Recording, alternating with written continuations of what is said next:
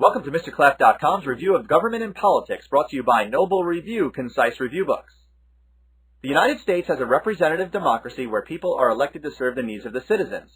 This differs from a direct democracy where all of the people have a say in government. In a republic, majoritarianism occurs, where actions reflect the opinions of the majority. Representatives can act in different ways. One might be a trustee or a representative who makes political decisions based upon what they think is the common good. Maybe one's a delegate who represents only the constituents and what they want. Perhaps one's a politico or a combination of both. Oftentimes people are partisans and vote along with the party. After the American Revolution, the document that ruled the country was called the Articles of Confederation. However, the Articles were weak and gave most of the power to the states. Without an army, the country couldn't put down shades of rebellion. The time had come to make a strong constitution. The Constitution was a bundle of compromises. Most important, the Great Compromise provided for a bicameral legislature where one house would be based on population and one would have equal representation. Those who favored a strong federal government were called Federalists. They were opposed by Anti-Federalists. In support of ratification or approval of the Constitution, the Federalist Papers were written. In Federalist number 10, James Madison spoke about how tyrannical factions or groups out for their own agenda could be controlled in a large republic. Ultimately, the Constitution would be ratified after the promise of a Bill of Rights, which would come out in 1791. Let's open up the Constitution and see what's in there. Federalism is the division of powers between the federal government and the states. Congress has the power to declare war, tax, regulate interstate commerce, and establish a post office. Although Congress has a lot of power, some powers are reserved for the states in the 10th Amendment. While the federal government can do big things, issues such as marriage, driving, and education laws are reserved for the states. Some powers, such as taxation and building roads, are concurrent or shared powers. The Constitution can grow over time. Congress has the power to use the elastic clause. This permits them to do anything they see as necessary and proper. In other words, through loose interpretation of the Constitution, Congress can extend its powers. These powers are called implied powers. Like a layer cake, dual federalism has distinct differences as to what is controlled by the state and federal governments. Cooperative federalism is like a marble cake, where responsibility is blurred between local, state, and federal governments. The government gives out grants and aids to states. Block grants are large sums of money used for general purposes. A categorical grant gives money for specific purposes and sometimes has to be matched by the states. An important type of grant is an entitlement. These give income to families and individuals. Welfare, Social Security, and Medicare are all entitlements. The federal government issues mandates or orders to the states to do something before money is given out. Sometimes mandates are given without money, and these are called unfunded mandates. An example would be the Americans with Disabilities Act, which made localities comply with handicapped accessible facilities. Let's take a look at the branches. The legislative branch is made up by the House and the Senate. Since the House is based on population, districts are reapportioned every 10 years after a census or detailed population count is taken. Sometimes state legislatures draw weird squiggly lines to control more districts. This is called gerrymandering. However, if states draw lines too crazy, courts can step in. As seen in Baker v. Carr, the federal courts can force redrawing of lines. The House is led by the Speaker of the House. While the Vice President is supposed to preside over the Senate, a President pro tempore does this in the VP's absence. Also important to know are majority and minority leaders and whips who lead the parties and round up votes. Most congressional work is done in committees or subcommittees. Standing committees are the permanent groups of Congress where most of the work gets done. Important committees to know are the Ways and Means Committee in the House, which recommends how to raise money through taxes and tariffs. It's important to note that all revenue or money bills start in the House. The House's Rules Committee is the traffic cop of Congress and decides how bills come to the floor.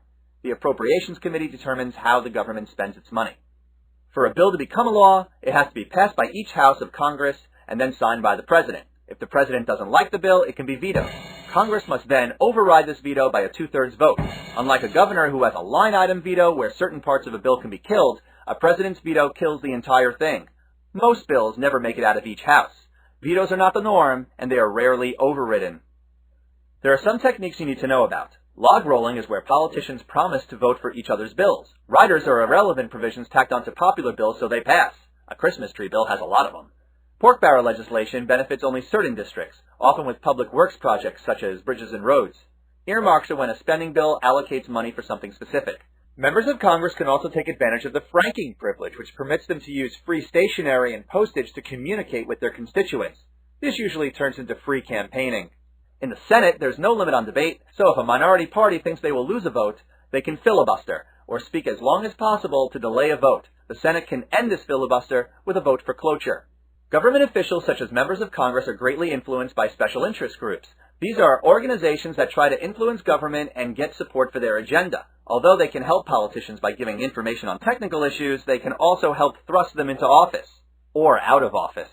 Interest groups can give money for election campaigns and file lawsuits to support their agenda.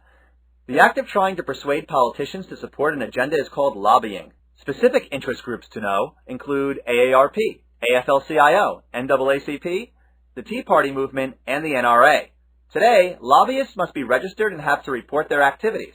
Less direct is grassroots lobbying, where the general public tries to pressure politicians and affect legislation.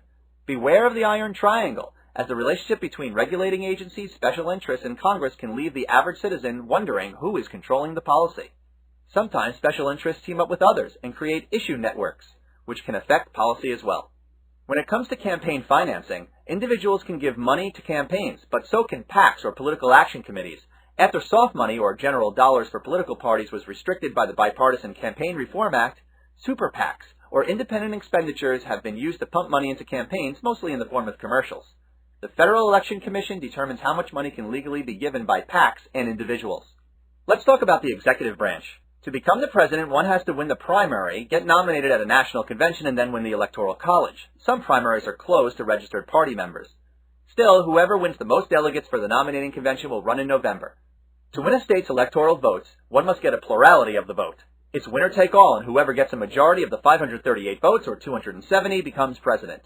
Note, people do not vote for the president. Today we vote for the House and the Senate, but we vote for electors, who choose the president.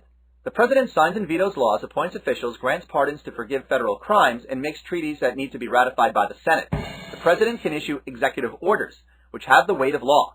The president is also commander-in-chief of the military, though the War Powers Act states that the president needs congressional approval before lengthy overseas missions. The president can also keep some information classified in what's called executive privilege. However, President Nixon showed that this privilege is not absolute.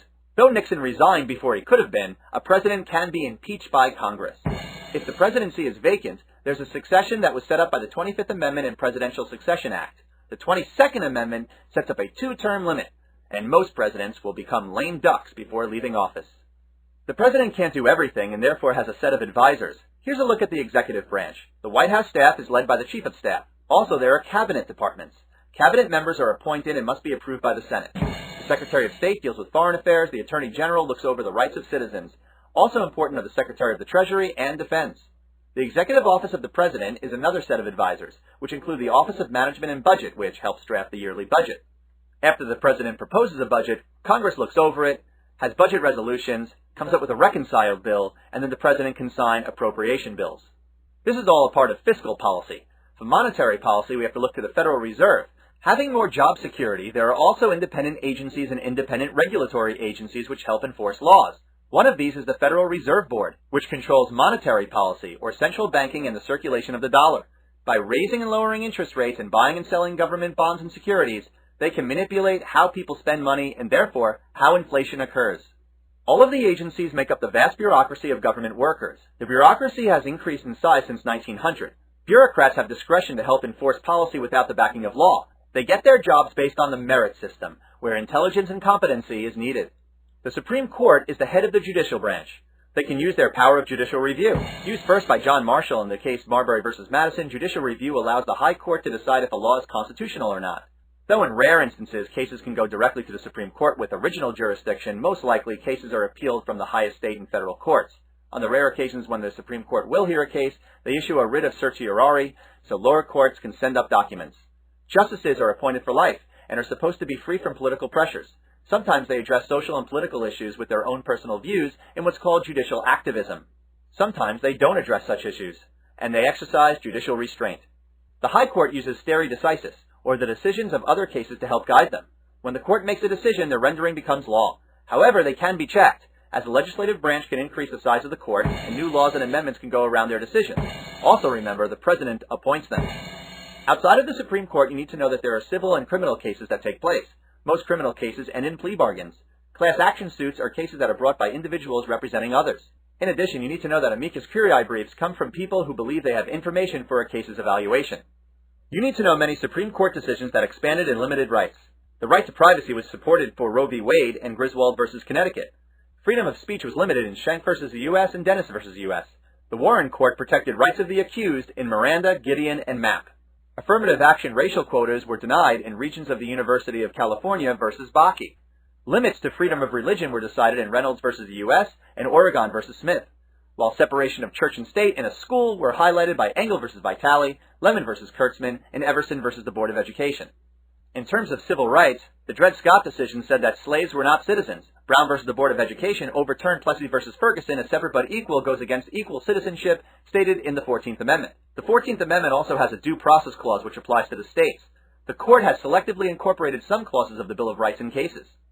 De jure segregation, or segregation by law, was found unconstitutional. De facto or voluntary segregation still occurs today. Other civil rights and liberty laws to know include the Civil Rights Act of 1964, Voting Rights Act of 1965, Patriot Act, Brady Bill, Freedom of Information Act, Don't Ask, Don't Tell, and Americans with Disabilities Act. Let's talk about political ideologies or sets of beliefs. You should know the difference between a liberal and a conservative. Traditionally, liberals are Democrats who believe in gun control, universal health care, government regulation, higher taxes and entitlements, same-sex marriage, and are typically against the death penalty. Conservatives are traditionally Republicans who oppose liberals on those issues, and they support free trade and laissez-faire. People's ideologies are impacted by many issues. There are sometimes third or minor parties which bring new issues into the forefront.